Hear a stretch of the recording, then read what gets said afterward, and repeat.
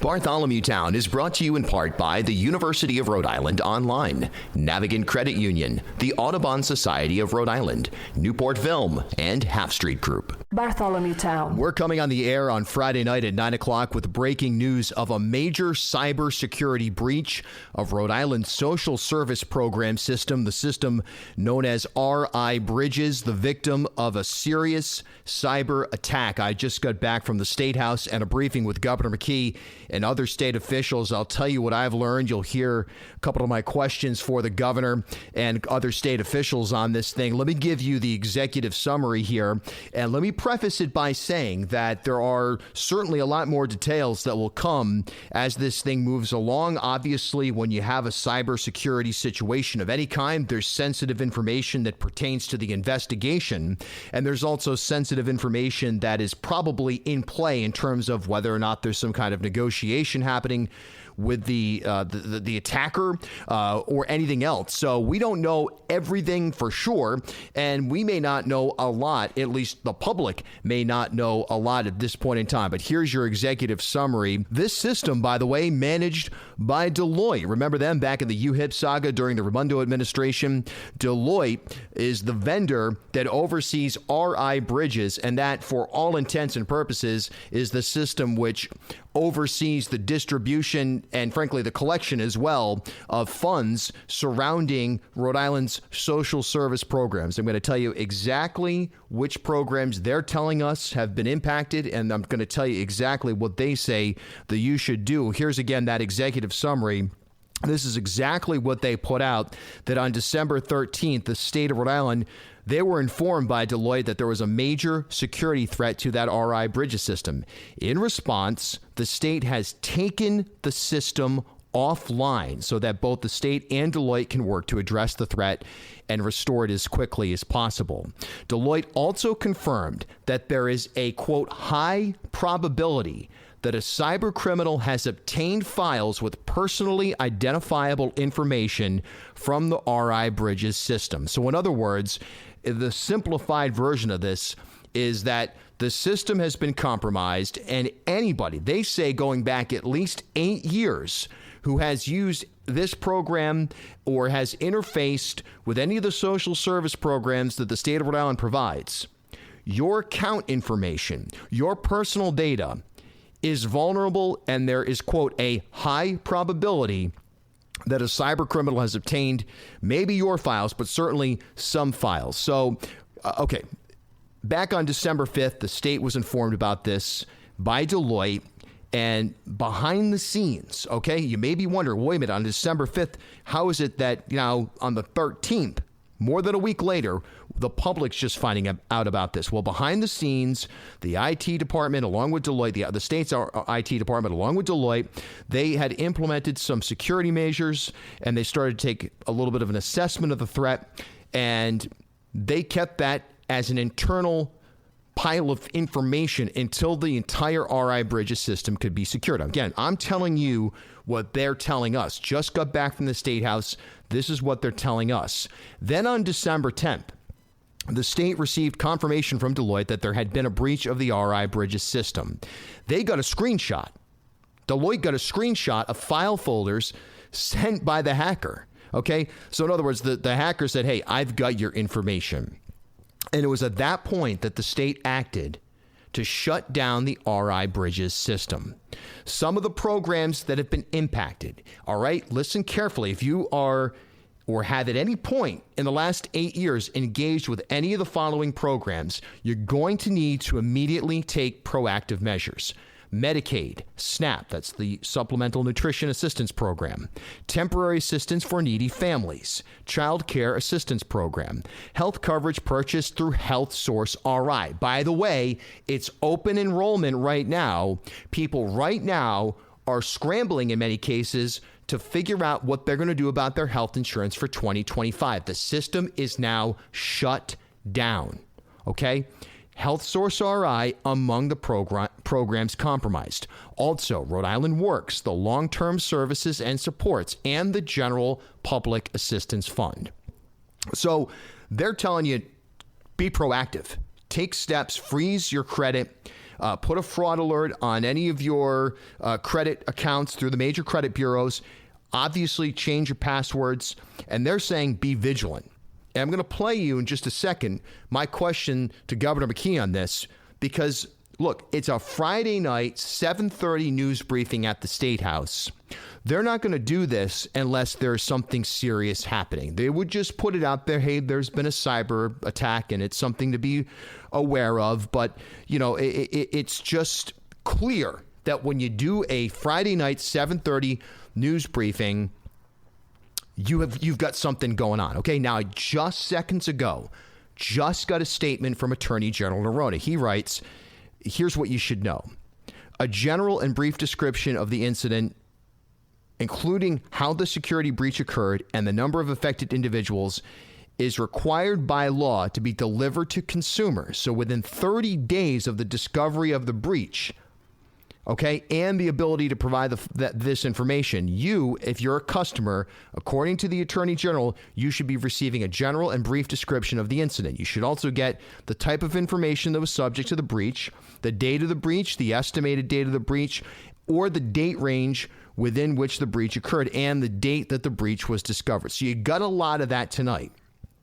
The Attorney General also says if you think you might be impacted by this, contact the fraud department of any of the major credit bureaus, close accounts that you know or believe have been tampered with or opened fraudulently, and file a police report. Get a copy of that report to submit to your creditors and others that may require proof of the crime. You can file a complaint with the Federal Trade Commission. Give them a call, 877-382-4357.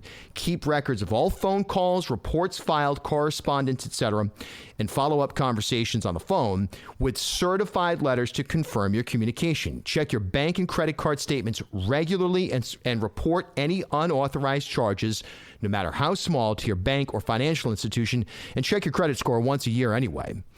So, look, the Attorney General, again, with this statement just seconds ago, coming into my inbox. Now, here's the thing. With this pile of information, who's impacted? How deep of a breach is this?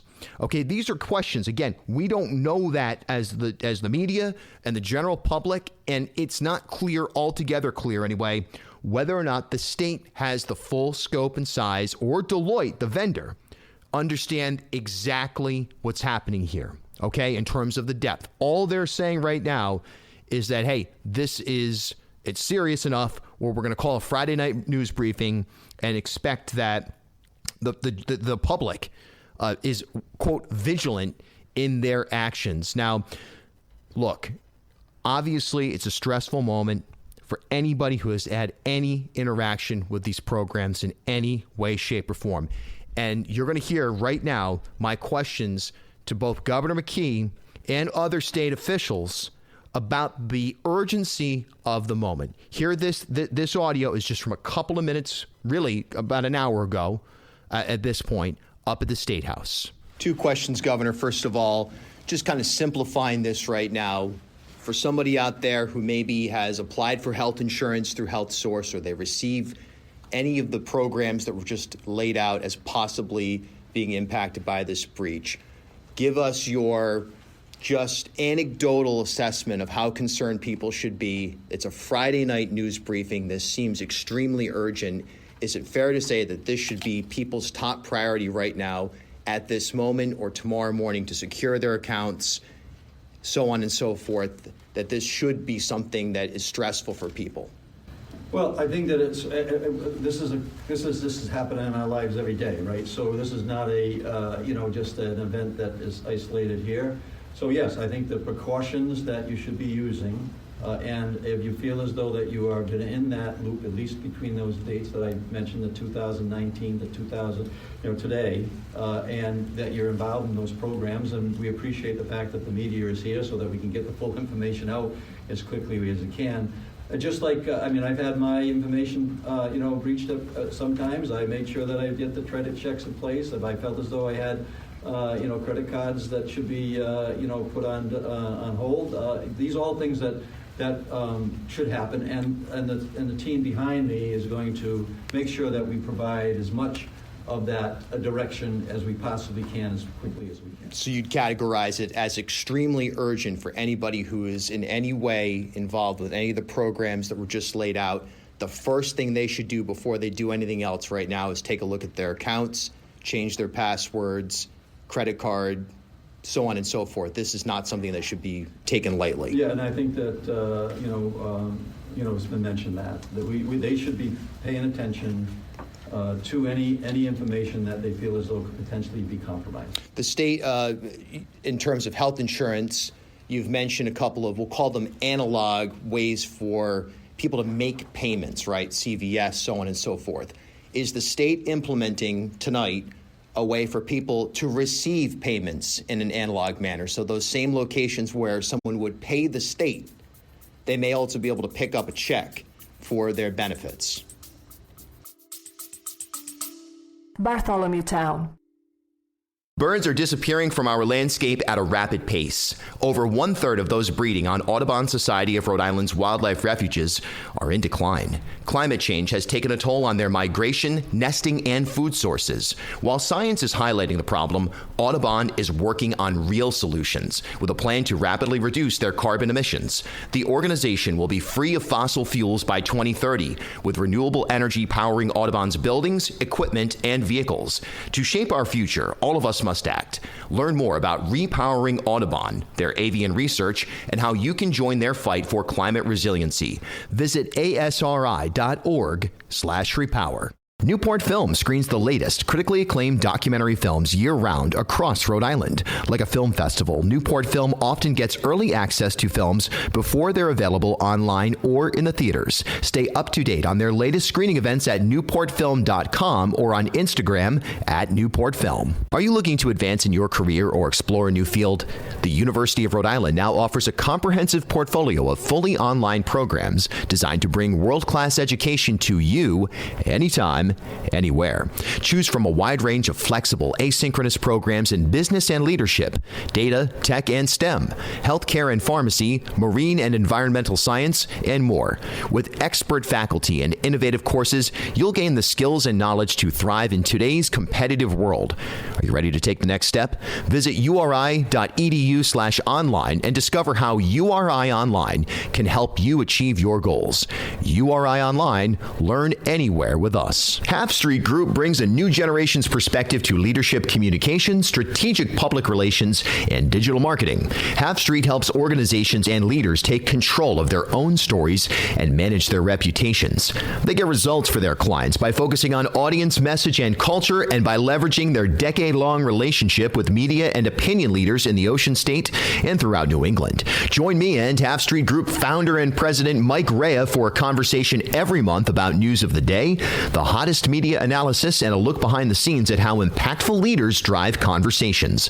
Learn more at halfstreetgroup.com. As Rhode Island's first ever member-owned credit union, Navigant Credit Union has been a staple in the local business community for more than 108 years. Today, Navigant is a $3.4 billion institution serving more than 136,000 members across 25 physical branch locations.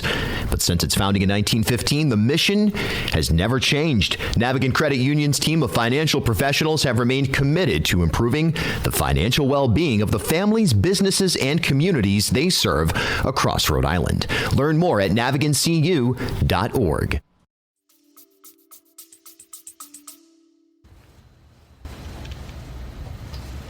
We do not issue checks for benefits, but what we did do for a precautionary measure, and also something that we tried to do in the December month with the holidays, is we proactively sent out for folks that are eligible in our system and active with us benefits for December. So we anticipate that what the benefits that individuals should have received, individuals or households, they received them for December already. So it isn't that we would direct someone to go to one of those entities that were mentioned to make a payment. We wouldn't be giving checks, but it would arrive in the fashion that it would normally arrive on the EBT cards or in the fashion that it would arrive. But you're confident that by the time the next distribution would be set to take place at whatever date that is, this system will be online, and there's no need to have a parallel analog system for people to make payments. You understand a lot of people may want to shut down their bank accounts as a result of this and are going to be left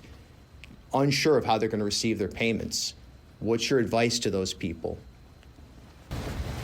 So we're working together as a team diligently to ensure that the safety and the confidentiality is secured. So in terms of confident for the next cycle, we anticipate January for the DHS programs that we would be up and running. Yes, that's what we are hoping for.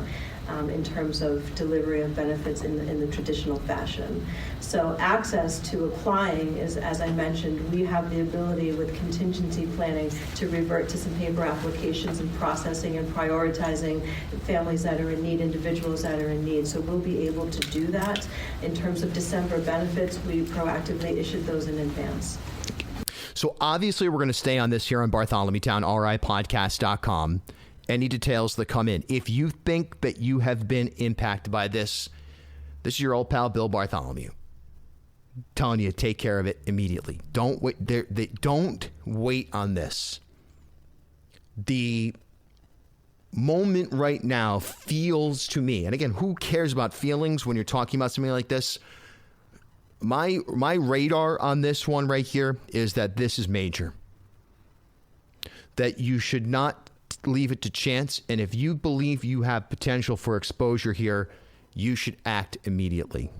Really, you should act immediately. I mean, you heard my questions there about, hey, so the state says you can go ahead and pay your health insurance premium, but what about the return for if you receive critical, if you're the recipient of critical programs? They say hopefully it'll be back online by January. We'll cross that bridge. But at the same time, you would think that at this point, a parallel system would be put in place because there is no doubt that this thing could go on longer than the anticipated or publicly projected amount of time. Okay. So during this shutdown, important to remember, customers will not be able to access the state's benefit portal. Okay. Now they're going to do an in-person starting on Sunday. They're going to have in-person at the Department of Administration. They're going to have an in-person opportunity for you or anybody else out there to interface in person. Okay, they want you if you've got to pay for your health insurance, they say you can go drop it off at CVS, or they've got some drop boxes. That pertains to my question about, hey, you're telling people to go make analog payments to the state or to the system. What about recipients of disbursements? They ought to be made in an analog, or at least preparation should be made for an analog system to be put in place. So some of the questions tonight, there was one reporter there from one of the television stations. They want to tie this into the Washington Bridge. People, they want to make this into some kind of, marketable drama, so on and so forth. Folks, let's not turn this into the type of nonsense that we've seen from other crises in this state and on national stage, which make it into more of a TV type of, or quite frankly, multimedia type of drama. And let's keep this fact-based. This is a serious situation, and I don't care who the governor is. I don't care who the IT director is.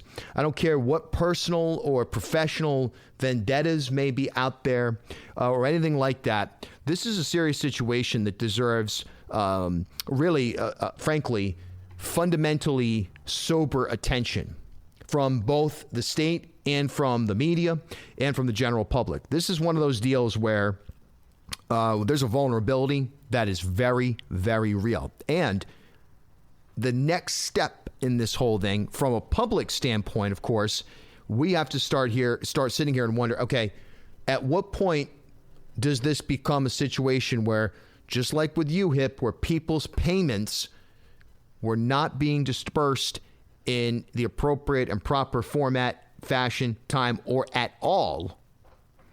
At what point do we enter into a similar situation here if we hit January and this thing's not back online, or if the general public and recipients of these programs make changes to their own personal finance situation, bank account or otherwise, and a manner in which they receive the disbursement from these programs? or any other consumer banking level change takes place that then delays the recipient from getting their payments. That's a major deal too. And yes, we'll cross that bridge when we get there. The state should already have that plan in place and be ready to implement it in that event, a contingency plan. I didn't like to see a little bit of hesitation there when I asked that question, because that should be, yes, boom, we have a backup plan in place that regardless of how long this thing takes, regardless of how deep this thing goes, no matter what happens, you as a recipient of benefits in the state of Rhode Island will not go 1 hour without receiving your benefits. That's a commitment. That's a social compact level agreement that we have as a society among the most vulnerable people in our community. And don't forget about the fact that it's the holidays. I mean, okay, sure, I guess that's annoying, and I guess that's problematic, and it could impact people's budgetary decisions around holiday-related activities. But then the idea that the system goes down on a weekend as we're barreling towards the end of the year and people are trying to figure out their health insurance for 2025 at a moment where health insurance conversations are once again resurfacing in a way that they haven't in a long time.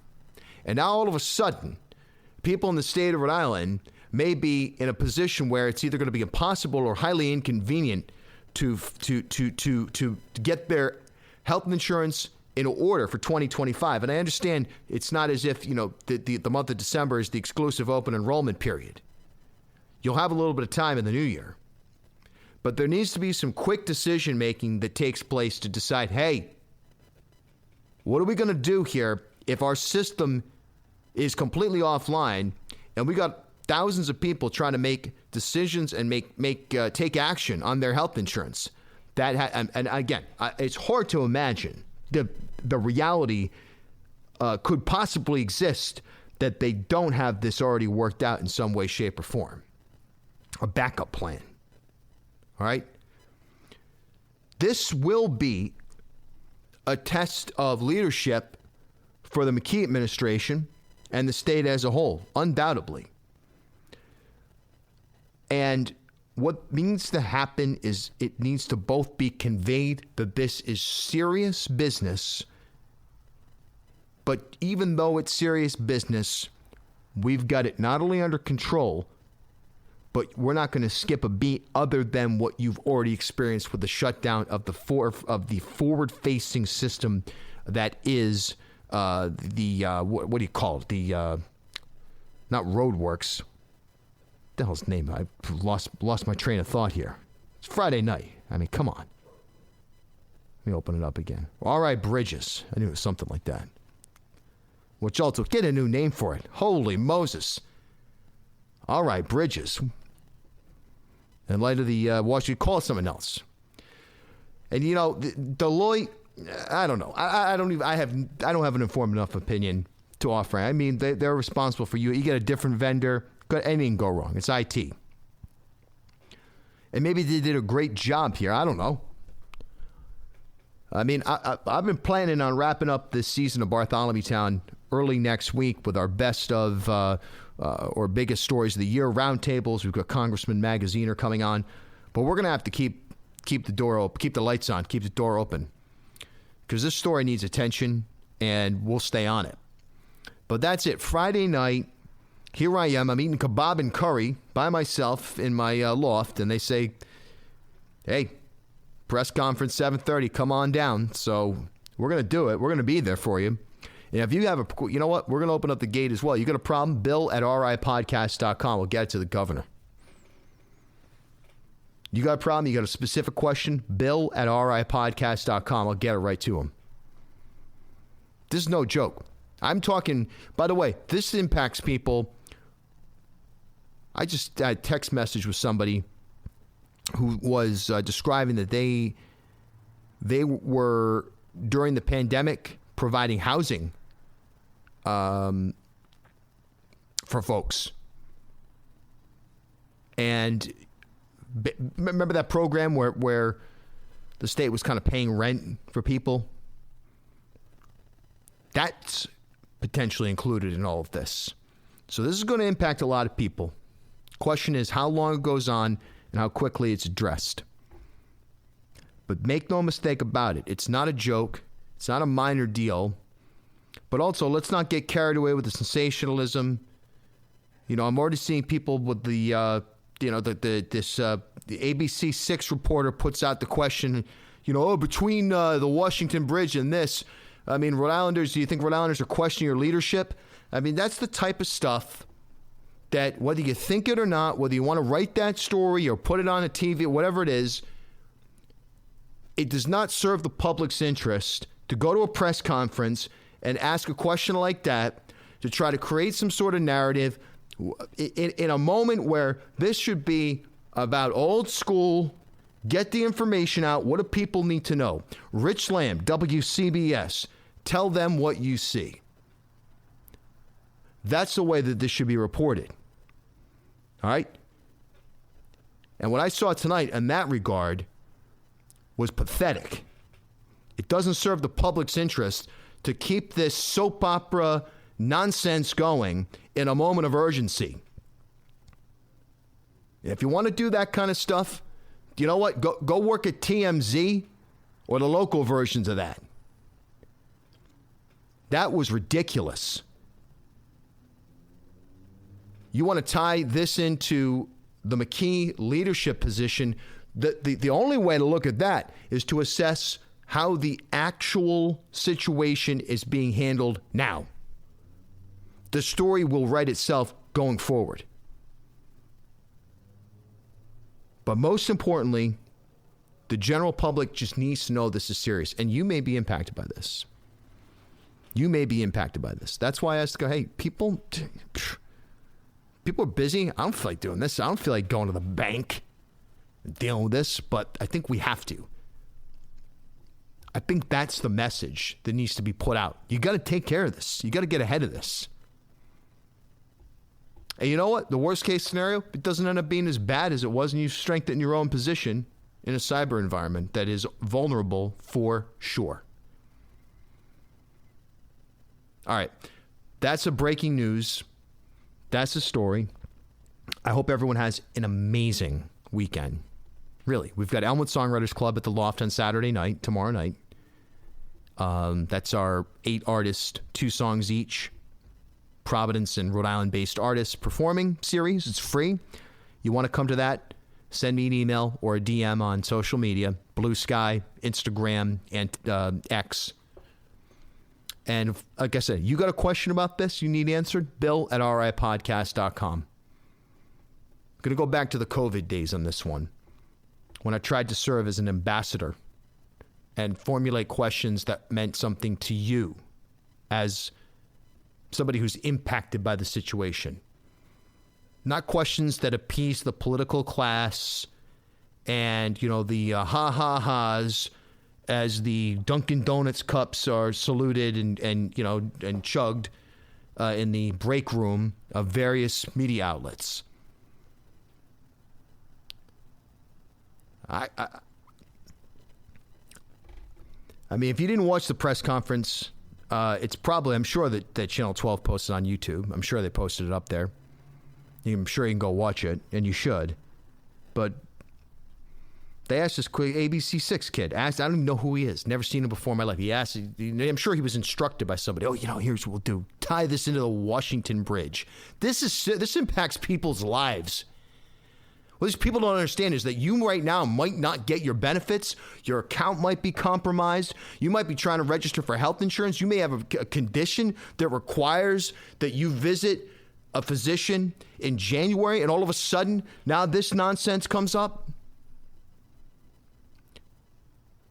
This is the real stuff, man. This is the big leagues, not of, fame and fortune. This is the big leagues of what actually impacts people's lives. But the most important thing, the reason why I came on tonight, I wanted to get that information out to as many people as I could. I haven't been going to as many press conferences. I haven't been doing as much beat reporting lately, trying to figure out what to do in general with some of this stuff, But you say Friday night, 7:30, State House, Cybersecurity attack, that's not a joke. That's not a minor situation. This is a major situation. All right, everybody. Have a great weekend. Thanks, as always, for your support. And share this with people who might, at least the beginning portion. I mean, who cares about my rant about the question to McKee about the Washington Bridge? But the beginning of it, or just share the information in general. You have to share this podcast. But make sure you tell people, hey, I don't do the mass hysteria thing. I don't like getting people revved up and riled up about danger and things like that. But this is a big deal. Trust me. People should pay attention to this one. All right, everybody. Talk soon. Hey, thanks for stopping by Bartholomew Town. For more content, follow me on Instagram @BillBartholomew.